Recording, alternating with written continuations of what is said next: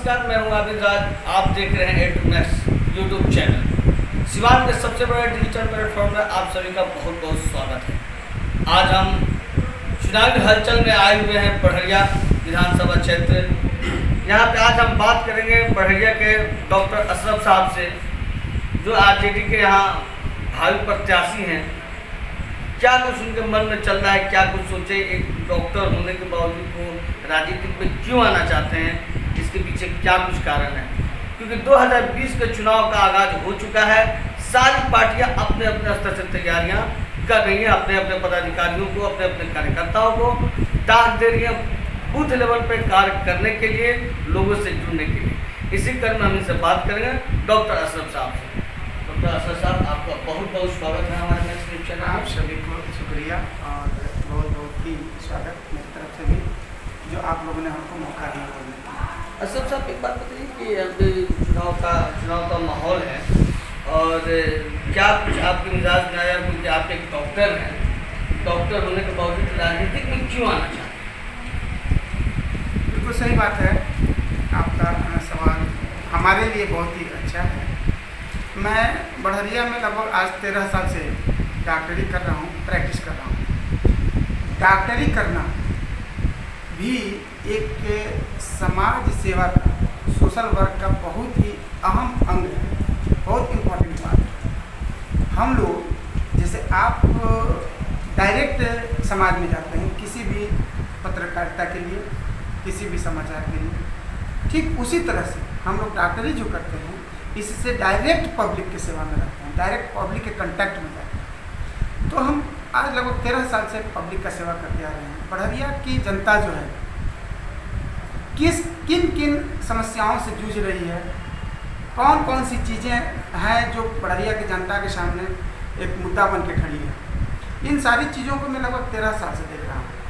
और बढ़िया की जनता के बीच बहुत ही क्लोज रिलेशन में, मैंने गहरे संबंध में हम अपना समय व्यतीत कर रहे हैं। इन सारे हालात को मिलाते हुए मैंने देखा कि राजनीति के क्षेत्र में आज बढ़िया 15 साल से माने 13 साल से हमारे साथ में है, लेकिन 2 टर्म हुआ बढ़िया विधानसभा में। सब मिला जुला करके 13-14 साल हुए, लेकिन 2 टर्म यानी 10 साल हुए बढ़िया विधानसभा हुए। और इस 10 साल में बढ़िया विधानसभा में हमारे आँखों से देखने में आज तक सरकारी संबंधों से कोई विकास नहीं दिखता है जो कि प्रॉपर हुआ। जैसे में एक यहाँ ये बना, क्या बोलते हैं, स्टेडियम बना, वो स्टेडियम भी आपका इनकम्प्लीट है, पूर्णतः इनकम्प्लीट है। उसका कोई माई बाप नहीं है कि कहाँ से फंडिंग, कहाँ से नहीं फंडिंग, कब पूरा हुआ कब नहीं। दूसरी बात है कि बढ़िया मार्केट में आप आकर देखेंगे किसी भी सरकारी व्यवस्था से, किसी भी फंड से कोई विकास नहीं हो रहा, चाहे वो विधायक के लेवल से हो या और भी बहुत सारे जनप्रतिनिधियों का आधार है जहाँ से कि होना चाहिए था, कहीं से कोई विकास नहीं। तो आपके नीतीश जी हमारे जो बिहार के मुख्यमंत्री हैं, उनका विकास कार्य के ही नाम पर वो चुनाव लड़ेंगे। सड़क भी बनी हुई है, बिजली भी पहले से बहुत अच्छी है, तो फिर किस क्षेत्र में विकास नहीं हुआ है? हम सड़क बनी गई है, बिजली है। ये देखिए, बिल्कुल सही बात है। हमारे माननीय मुख्यमंत्री महोदय विकास पुरुष थे, हैं नहीं। पहले 5 वर्षों के चरण में उन्होंने इतना अच्छा काम किया कि बिहार की ही जनता नहीं, पूरे हिंदुस्तान की जनता उनको विकास पुरुष के नाम से कहने लगी। लेकिन जब ये दूसरा शिफ्ट, तीसरा शिफ्ट उनका आया, तो इसमें उन्होंने अब अपना कुर्सी के विकास में अपना सारा स्ट्रेंथ, ताकत बल लगा दी, जो बिहार की पूरी जनता जानती है। ठीक है, आपका कहना सही है, सड़क का विकास हुआ है, विद्यालय का विकास हुआ है, बहुत सारा विकास है। लेकिन आप हमको एक बात बताइए कि आप ये डिजिटल जो लेकर के अपने हाथों में घूम रहे हैं, इसका विकास ऐसे 15 साल पहले हुआ था? ये डिजिटल सोशल मीडिया का विकास 15 साल पहले हुआ नहीं हुआ था। मैं आपको बता रहा हूँ, पूरी दुनिया इस 15 वर्षों में, विगत 15 वर्षों में एकदम जो विकास का ग्राफ है ऐसे 90 डिग्री के रूप में जा रहा है। हम उसको मतलब 90 डिग्री के करीब कह रहे हैं। पहले वही विकास का ग्राफ हमारा और आपका कितने दिन कम हुआ? बहुत लंबा समय गुजरा है। 50 साल पहले की बात करेंगे तो आज से 10 साल के पहले, यानी उसके पहले 40 साल में जो विकास का ग्राफ था वो 25-30 डिग्री के ग्राफ में जा रहा था। स्लोप में। लेकिन आज का विकास का ग्राफ समझिए कि 80 degree 85 degree up to the 90 degree के ग्राफ स्लोप में जा रहा है। तो आप बताइए कि 15 सालों में पूरे राज्य, एक एक राज्य की बात कीजिए आप, कोई भी राज्य, जैसे उत्तर प्रदेश हमारा पड़ोसी, उत्तर प्रदेश की बात कीजिए, कितना फास्ट और कितना तेज विकास किया है। आप रोड की बात करते हैं, उत्तर प्रदेश में देखिए वहाँ 14 लेन रोड बन रहा है, 12 लेन रोड बन रहा है। उत्तर प्रदेश में एक्सप्रेसवे बना, 2 पार्ट में बना। एक मुख्यमंत्री ने यहाँ तक बनाया, आगरा नहीं क्या बोलते हैं आप, वहाँ शायद आगरा के उसे आगरा तक बनाया, उसके दूसरे मुख्यमंत्री ने आपको लखनऊ तक बनाया। ये एक्सप्रेसवे जो 8-8 लेन है, 10-10 लेन है, कहीं कहीं 12-12 लेन है।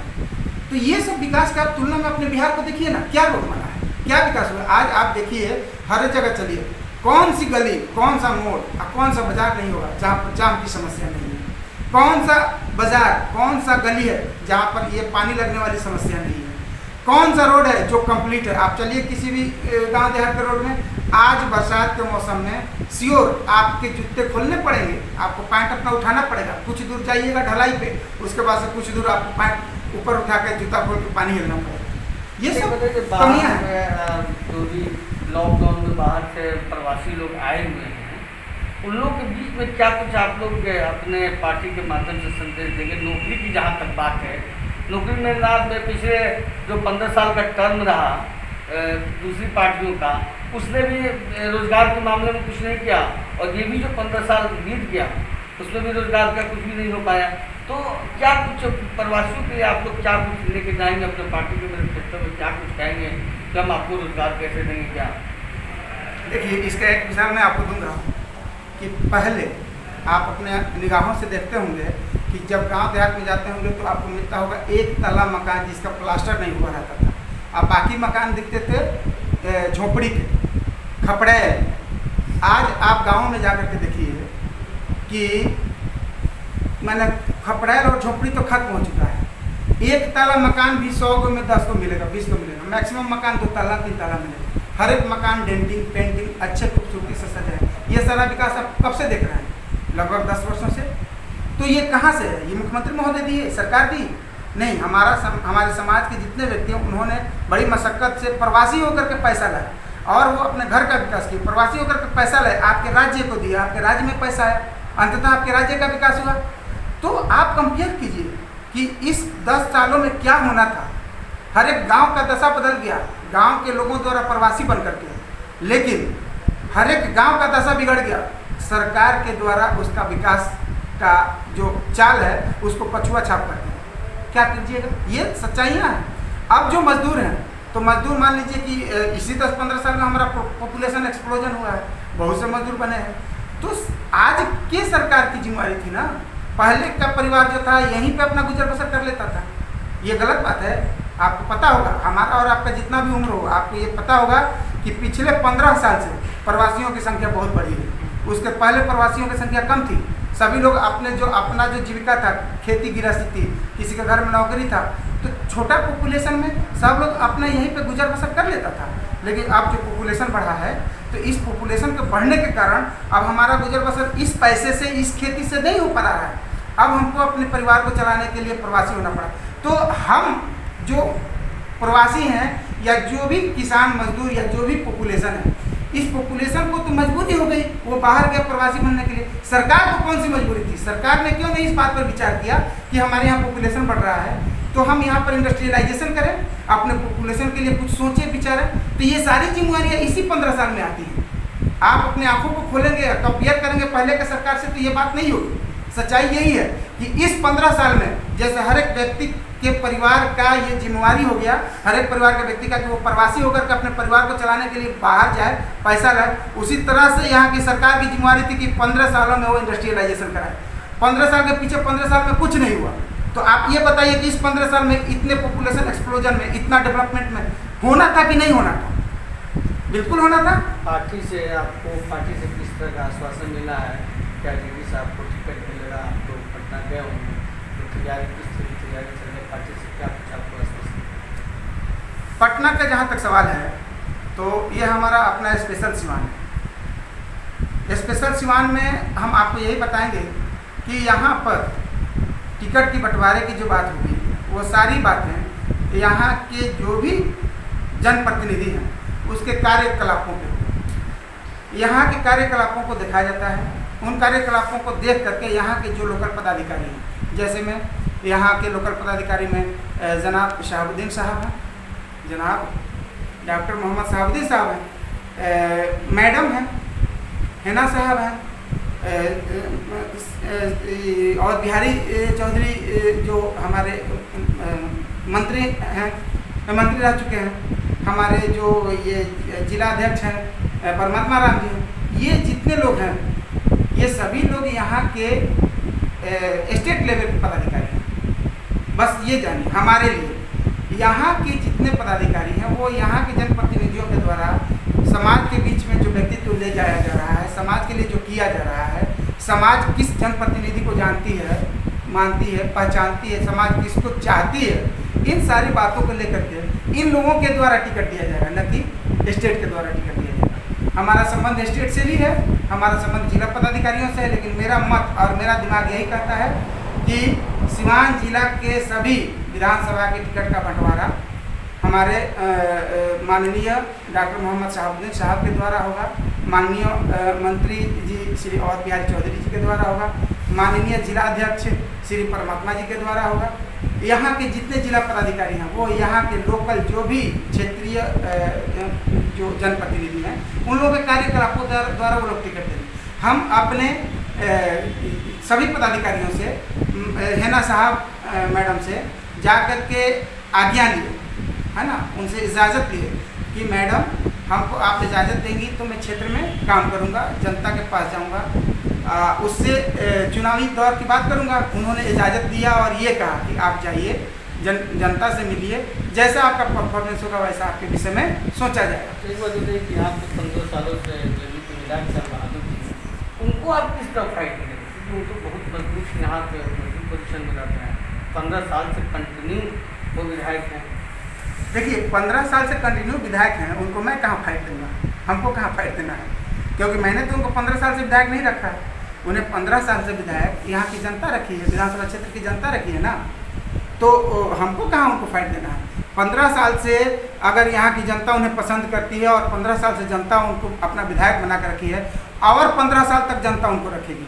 अगर जनता नहीं चाहती है, जनता उनको 15 साल से देख ली, सोच ली, समझ ली कि इनके द्वारा विकास का क्या स्पीड है, इनके द्वारा हमारे लिए क्या किया गया, सरकार से क्या क्या ला करके हम लोगों को दिए, उन्हीं को ला करके देना था।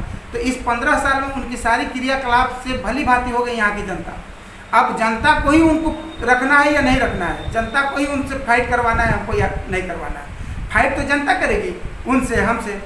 हम तो जनता के बीच में गए हैं ना, जनता के बीच में हम चुनाव लड़ रहे हैं। चुनाव हम थोड़े लड़ते हैं, चुनाव तो जनता लड़ती है, वोट तो जनता देती है।